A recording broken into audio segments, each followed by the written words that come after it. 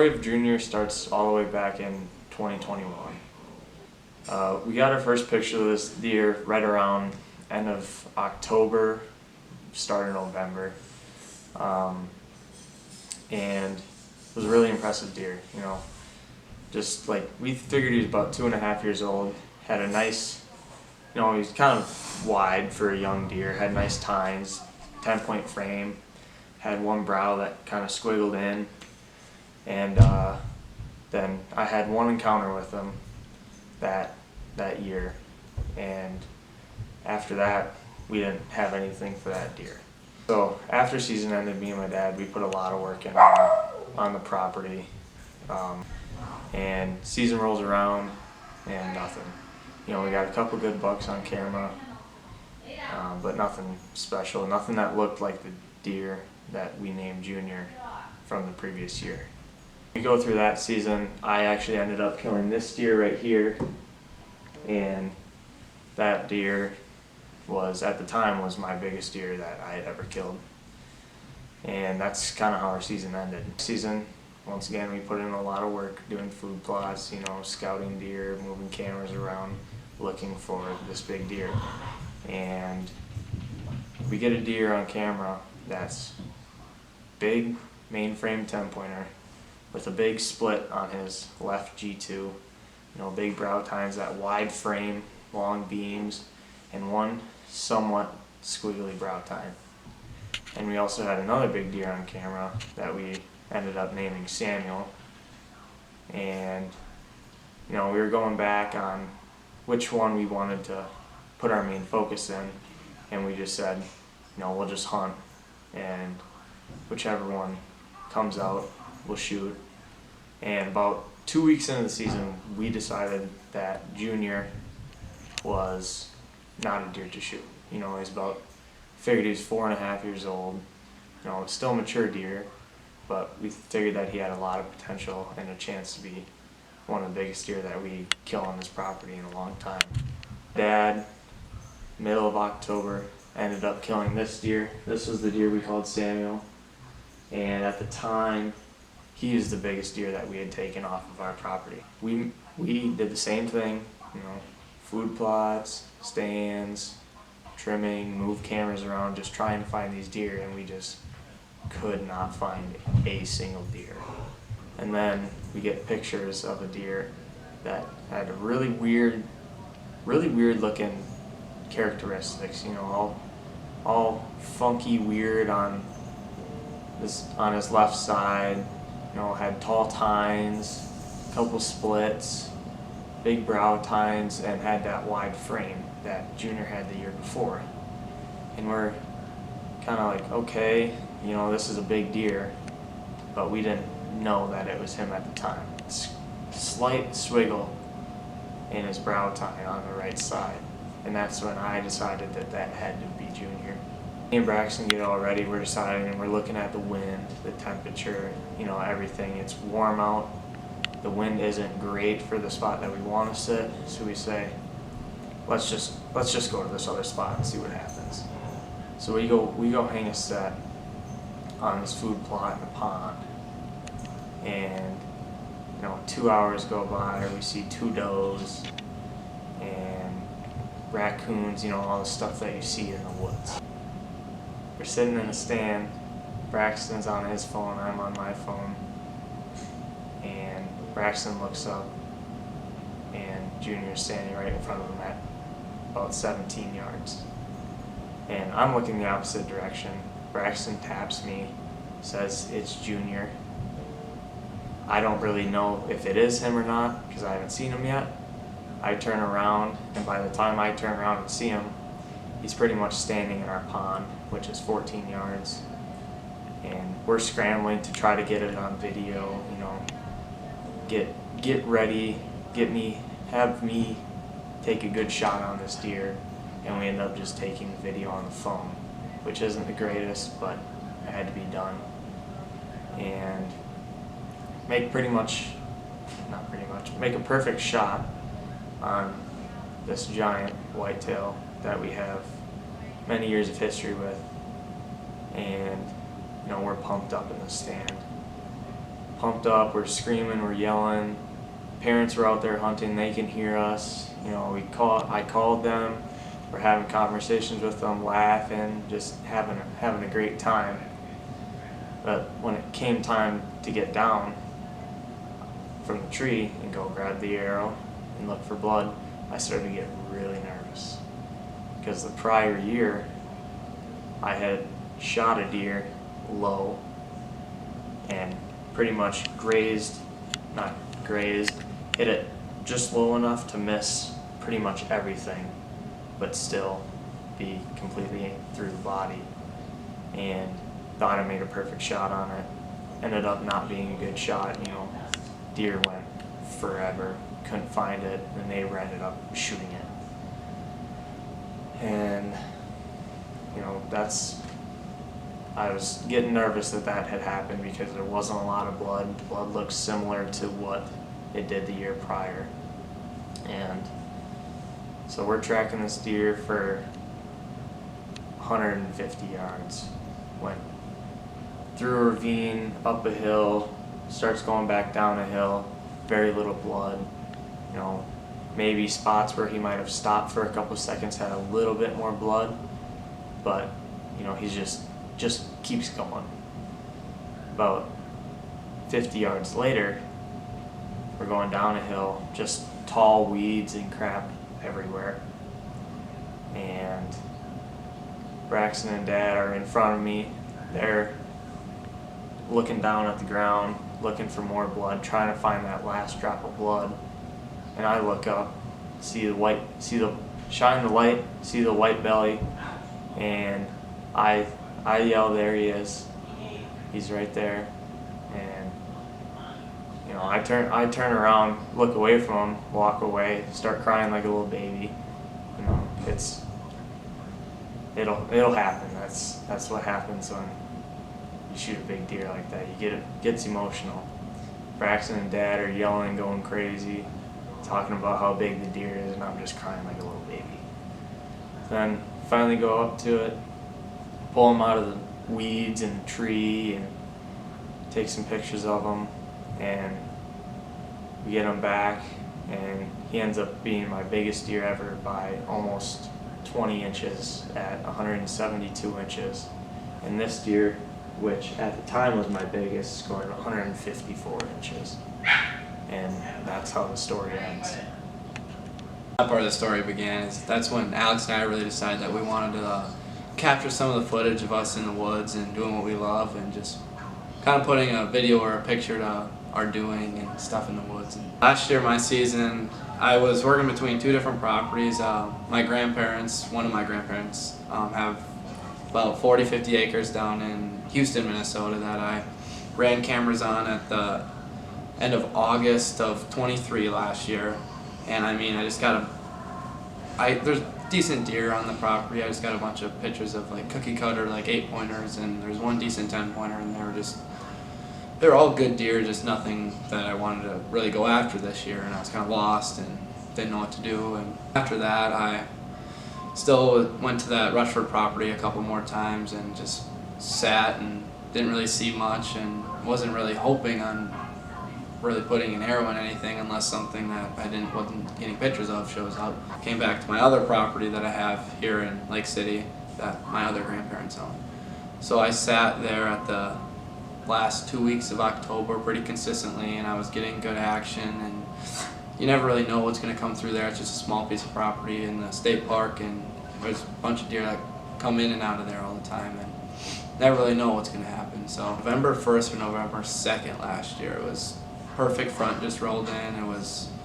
It went from probably 50 to 60 degrees to about 30-35 degrees, and we got a little bit of snow. There's about an inch or two on the ground, and just ideal front at the end of October, start of November, that really got the deer moving. So I was by myself. I was sitting in the way this kind of sets up, there's like like prairie grass and sumac field about 25-30 yards in front of my stand, and then the tree line with my stand in about 15 yards. And sitting there and getting all the action of does running in. I think saw 4 bucks that night, just smaller 8-pointers, and I think a 9-pointer. And then all of a sudden, this giant deer I've never seen before, never got pictures of there, just steps out probably 40 yards ahead of me out of the sumac and just walking around, just like strutting his stuff, and his rack's just going everywhere, and I'm getting nervous, and I stand up and I'm holding my bow in my hand, I have the arrow nocked and my release on, and I'm just waiting for him to give me a shot. And he walks perfectly down straight at, there's a scrape about, I think it's 22 yards in front of my stand with a small shooting lane. And there's already deer in front of me. There was a doe off to my left and another doe in front of me. The doe off to the left was about 20 yards and the doe in front of me was maybe 10. So he walks in, I think he gets to about 24 yards. He's looking around, he's about to go at that scrape, and I'm getting ready to draw.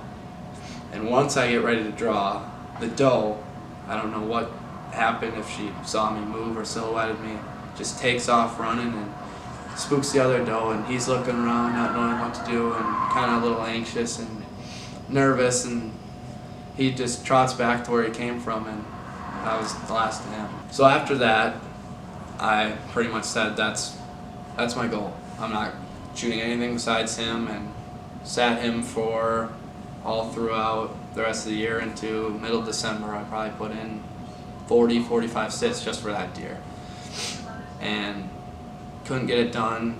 Alex was with me one of the times we sat, and we don't know for sure if it was him or not, but it was really, really dark out, and a giant bodied deer walked out, same line that he took, and same line that we've got pictures of him before, but it was just too dark to make the call and see if it was him or take the shot at him. So that was pretty much the end of his story.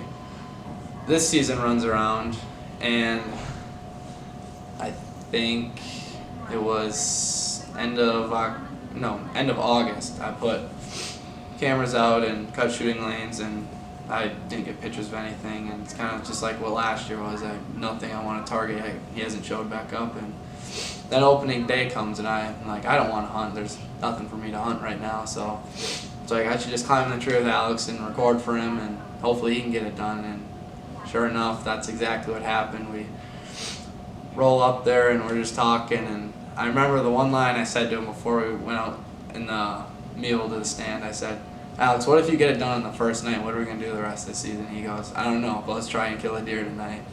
And we go out there, and yeah, it's the same story as what Alex told you. We hung the set, and we had those does come in maybe an hour after we hung the set, and both on our phones, and I look over, and Junior's 17 yards away from me off to my right, and tapped Alex, and I didn't think he'd believe me right away, and thought I'd be messing with him, but no, and he saw him and made a perfect shot on him, and that was the end of his story. And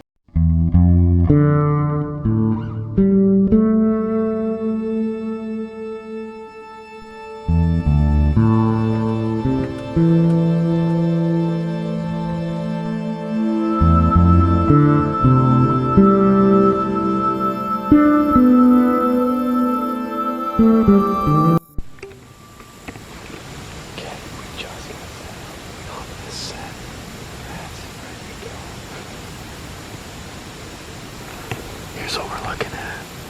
Foot plot back here. Pond here, hopefully we can catch one. Getting a drink or getting something to eat.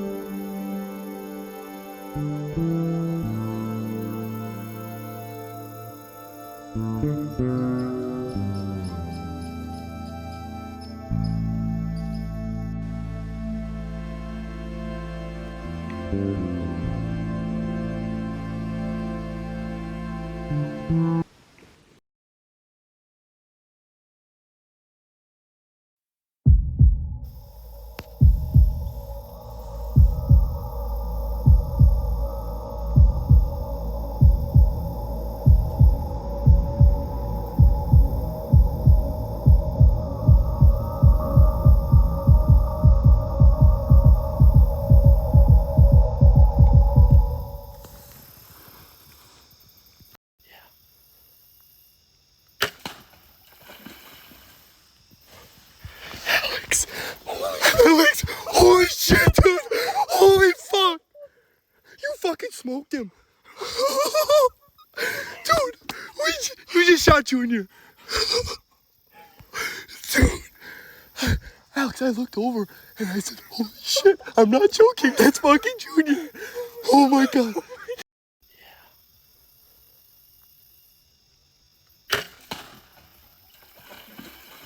Okay, Alex Rats, explain to me what just happened here.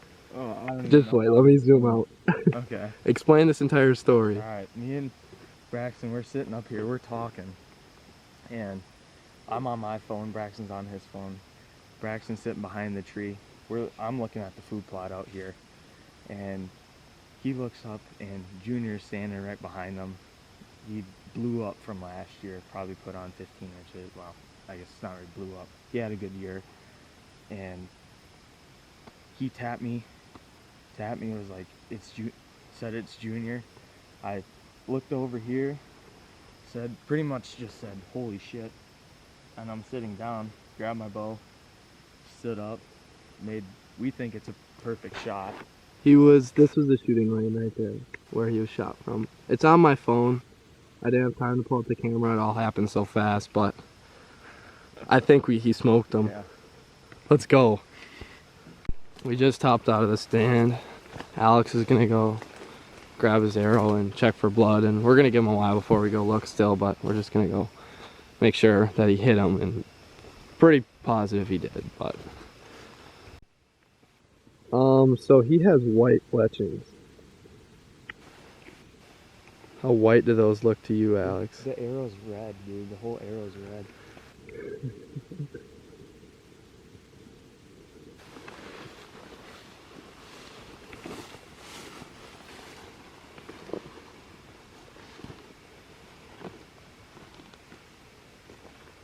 Whoa.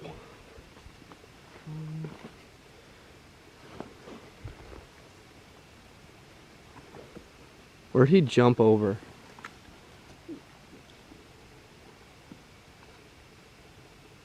Is there blood spray there? I don't see any now. I'm trying to look. I think he was Oh, right here. Literally right in front of me. he was Right here.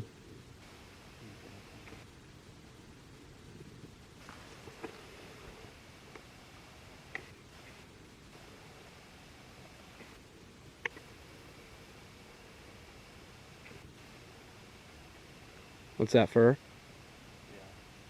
Yeah. Alex, there's a giant pool of blood, literally right at my feet. Giant? Yeah, and it's dark. Dark? Yeah, is there bubbles on it? Good. Smile for the camera.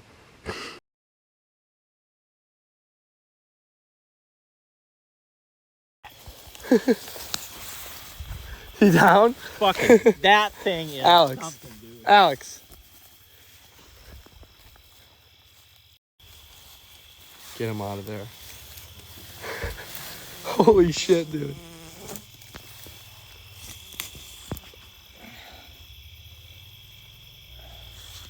Alright, perfect shot.